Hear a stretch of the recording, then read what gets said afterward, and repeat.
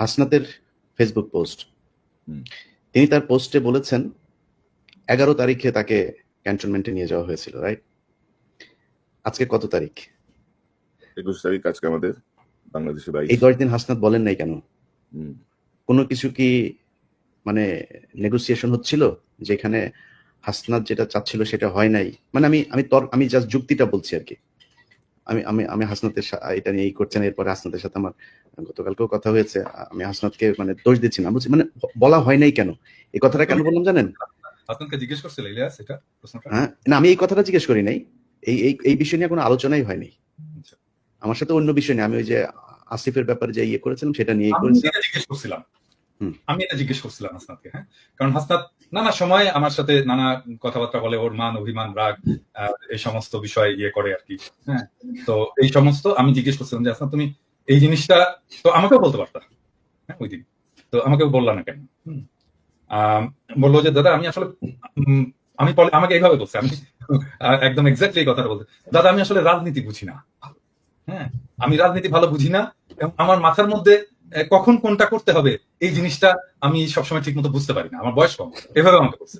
হ্যাঁ, আপনাকে বলাটা উচিত ছিল আগেই, হ্যাঁ, এটা নিয়ে আমাকে আরো আগেই বলা উচিত ছিল, কিন্তু আমি সারা দিয়ে নিয়ে রাজনীতির নানা ফ্রাস্ট্রেশন নিয়ে আমি এত বেশি জেরবার ছিলাম যে আমি আসলে বুঝতে পারিনি কখন কোনটা আমার করা উচিত, কিন্তু যে সময় মনে হলো যে আমার এটা বলে ফেলা উচিত আমি বলে ফেলছি। এই আমাকে এক্স্যাক্টলি এই ইয়েটা দিছে, তোমার সাথে কথা হইলে তুমি এটা চেক করতে পারো।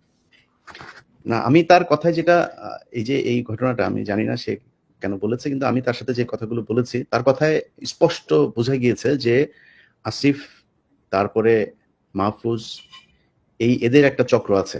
এই চক্রটা মিলে যা করছে সেটার সাথে এই হাসনাত, সার্জিস এদের খুব ভালো একটা সম্পৃক্ততা নাই এবং তাদেরকে কিছুটা কর্নার করা হয়েছে। আমি জানি না এই কথাগুলো, যেহেতু ব্যক্তিগত আলাপ, এই আলাপগুলো আমি পাবলিকলি বলতে চাই না, কিন্তু আমি আপনাদের একটা জাস্ট সিনারিও বুঝাইলাম। দর্শকের হয়তো অনেকের মনে হইতে পারে যে মনে হয় এই হাসনাত মানেই বোধহয় মাহফুজ, মাহফুজ মানেই বোধহয় আসিফ। না, এইখানেও একটা একদম সরাসরি একটা পার্টিশন করা হয়েছে। তো আমি হাসনাতের ওই কথাটা কেন বললাম জানেন দাদা, যে আজকে বিপ্লবের 7 মাস পরে দাঁড়িয়ে মাহফুজ বলেন শাহবাগী ট্যাগ দেয়া, তারপরে এই যে কোনো জায়গায় মিটিং মিছিল টিছিল করা, এগুলোতে তারা খুব একটা মানে ভালো মনে করছেন না। ওনারা এসছেন হচ্ছে এই মবের মাধ্যমে, এসে তারপরে এখন কিছু কিছু জায়গা নিজেদের সুবিধা মতো বাগিয়ে নিয়ে এখন আর ওনারা কোনো বিশৃঙ্খলা চান না। এখন যেখানে যে জায়গায় আছেন সেই জায়গায় থেকে তারপরে ওনারা চান এটা চলুক এইভাবে, এটাই ওনারা চান। না তাই তো হয় ইলিয়াস, এটাই কিন্তু হওয়ার কথা। কারণটা হচ্ছে কি যে মানে যারা স্টেবল হয়ে গেছে, পার্ট অফ পাওয়ার, ক্ষমতার যারা অংশ, তারা তো চাইবেই যে সবকিছু যেন শান্ত থাকে, আমার ক্ষমতাটা যেন নিরুপদ্রব থাকে, এটা তো তারা চাইবেই। কিন্তু এই শান্তটা থাকবে কয়দিন? এই মাহফুজ, আমি বললাম তো থাকবে না, এই মাহফুজ, এই আসিফ, হুম, এই নাহিদ, এই হাসনাত, এই সার্জিস রাস্তার টোকায়ের কাছেও মার খাবে, কেউ ঠেকাইতে আসবে না। কি মনে করে মাহফুজ? মনে করে কি ও নাকি 5 কোটির নিচে নাকি ও কোনো ওর সাথে কোনো ডিলিংস 5 কোটির নিচে নাকি করা যায় না, এটা অভিযোগ। আমার কাছে কোনো প্রমাণ নেই, অভিযোগ বলে এই অভিযোগগুলো আমরা এখন না বলি, কারণ তো এখন কথা হচ্ছে না, কিন্তু এই যে মানুষগুলি তারা যে এখন মনে করেন যে মবতন্ত্রের এই মব মানে শাহবাগীদের বিরুদ্ধে কথা বললে তার গায়ে লাগে, তিনি এখন এটা চান না। মাহফুজকে 1000 কোটি টাকার মালিক বানাই দেবো আমি, $1 বিলিয়ন মালিক বানাই দেবো। $1 বিলিয়ন, $1 বিলিয়ন মালিক হওয়ার পরে মাহফুজ মনে করে কি মেম্বার নির্বাচন করে পাশ করে আসতে পারবে? মাহফুজ যাক, তো ওরা স্থানীয় নির্বাচন করতে চাইছে কেন? ওরা আগে ওই করতে চায়, ওই যে টুর্নামেন্টের আগে, বড় টুর্নামেন্টের আগে কিছু ম্যাচ হয় না, ওইটা খেলে ওরা মনে হয় মেম্বারই নির্বাচন, ধরেন আসিফকে এই হাতিমার্কায় অমুক ইউনিয়ন পরিষদের মেম্বার নির্বাচনে ভোট দিন, এভাবে মনে ওরা মেম্বার হিসাবে আগে দেখে আসতে চাচ্ছিল মাঠটা কি অবস্থা, তারপরে জাতীয় নির্বাচন। জামানত নিয়ে আসতে পারবা না বিএনপি এবং জামাতের কাছ থেকে। অতএব এত লাফানোর কিছু নাই যে আপনি এসছেন মপতন্ত্রের মাধ্যমে, আপনি এখন এসে সবকিছু আইন কানুন ভাবে তারপরে দেখেন। আইন, এই যে বিচারকগুলোকে আপনি সরাইলেন, কোন আইন দিয়ে সরাইছিলেন? উপদেষ্টা বানাইছিলেন বাংলাদেশের সংবিধানে ছিল, আপনি বসাইলেন কেন? আপনারা যেভাবে উপদেষ্টা হয়েছেন এটা কোন আইনে ছিল? এখন বিডিআর এর মামলার সময় আপনি আইন দেখান, এখন উদিচির মামলার সময় আপনি আইন দেখান, 21শে আগস্টের মামলার সময় আপনি আইন দেখান। ওই ফেনীতে যে বনোজ কুমার আর ব্যারিস্টার সুমনরা যেটা করে গিয়েছে, সেই 16 জন মানুষ এখন পর্যন্ত তারা কেন কন্ডেম সেলে আছে? আপনি করতে পারেন নাই, সময় পান নাই। শামা ওবায়দের সাথে অন্ধকারে সিনেমা হলে চিপাই গিয়া বসে সিনেমা দেখার সময় পান, এই কাজ করার সময় পান না। এটার জবাব বাংলাদেশের মানুষের কাছে। আমি বলেছি যে 5 বছর, 10 বছর, 20 বছর, যত বছর প্রয়োজন হয় থাকুক তারা। আমরা তো বিএনপির কাছ থেকে বেশি সুবিধা নিতে পারতাম, তাই না? আমরা সেটা করিনি, আমরা বলেছি এরা থাকুক। বরং বিএনপি অনেক ক্ষেত্রে এই বাংলাদেশের সবচেয়ে এই যে 3 জন লোক এখন বসে কথা বলছে এখানে, এই 2-3টা লোক এখন বিএনপির সবচেয়ে বড় শত্রু।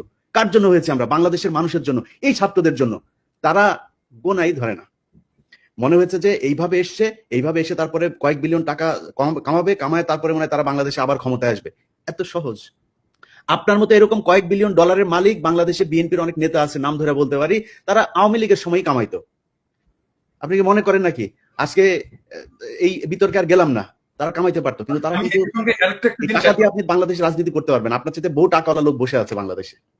আমি একটা জিনিস, সরি ইলিয়াস, আমি ইন্টারাপ্ট করার জন্য, যে জিনিসটা আমি আমার সকালবেলা দেখে খুবই মেজাজ খারাপ হয়েছে। নাসিরউদ্দিন পাটোয়ারি জাতীয় নাগরিক পার্টির একজন খুবই গুরুত্বপূর্ণ নেতা, সে আজকে একটা স্ট্যাটাস দিচ্ছে, মানে আমার দেখছেন কেউ দেখছেন এটা স্ট্যাটাস? ইলিয়া দেখছো? আমি খেয়াল করিনি। সেই স্ট্যাটাসে সে বলতেছে জিয়াউর রহমান লুটেরা। মানে কি ধৃষ্টতা!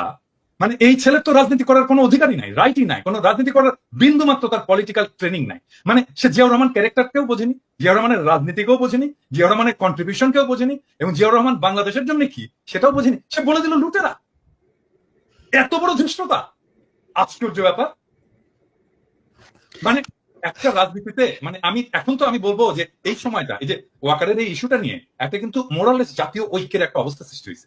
কারণ তারপরে বিএনপির মিডিয়া সেলের পোস্টগুলো দেখেন, পোস্টগুলো আমরা যদি দেখি তাহলে দেখবো সে সালাউদ্দিন সাহেবের 5ই ফেব্রুয়ারির একটা মন্তব্য দিচ্ছে যে আমরা আওয়ামী লীগের বিচার চাই, আওয়ামী লীগের বিচারের মাধ্যমে, হ্যাঁ। তারপরে এই যতগুলো মিডিয়া সেলের পোস্ট সব প্রো পিপল, আমরা যা চাই সেইখানে, আর সেখানে নাসির পাটোয়ারি যে জিয়াউর রহমানকে লুটেরা বল। আরে বেটা, কি বলবো, 2 দিনের পোলা। যখন রাজনীতি মানে কি আসলে এটাই বোঝেনি। রাজনীতি মানে তো ফ্রেন্ডশিপ তৈরি করা, বন্ধুত্ব তৈরি করা। তুমি বন্ধু বানাবা, তুমি যতজনকে পারবা বন্ধু বানাবা, তোমার সেলফ ইনফ্লুয়েন্স করা। এখন আমরা বলবো যে বিএনপি, আমরা যেটা চাই সেই জায়গায় বিএনপি আসছে, স্বাগতম, আসেন আমরা একসাথে কাজ করি। এই আওয়ামী লীগকে আপনারাও চান না, আমরাও চান না, আপনি চান বিচার, আমাদের হয়তো সামান্য কিছু আছে, তফাৎ আছে, কিন্তু আসেন আমরা বসে আমরা একসাথে কাজ করি। এবং এই সময়টা আসলে আমাদের তৈরি করা উচিত যে আমরা যতগুলো রাজনৈতিক দল আছে, আমাদের যত মত আছে, অ্যান্টি ফ্যাসিস্ট মত আছে, তাদের একসাথে বসার একটা বাস্তব শর্ত তৈরি হয়েছে। আসেন আমরা একসাথে বসি, ডায়ালগ করি, আওয়ামী লীগ প্রশ্নে আমরা একসাথে একটা সিদ্ধান্ত নিই। এবং আমার মনে হয় আমরা বাকি সবাই, ইনক্লুডিং বিএনপি, আওয়ামী লীগ নিয়ে এখন একটা সিদ্ধান্ত নেওয়ার মতো অবস্থায় আমরা চলে আসছি।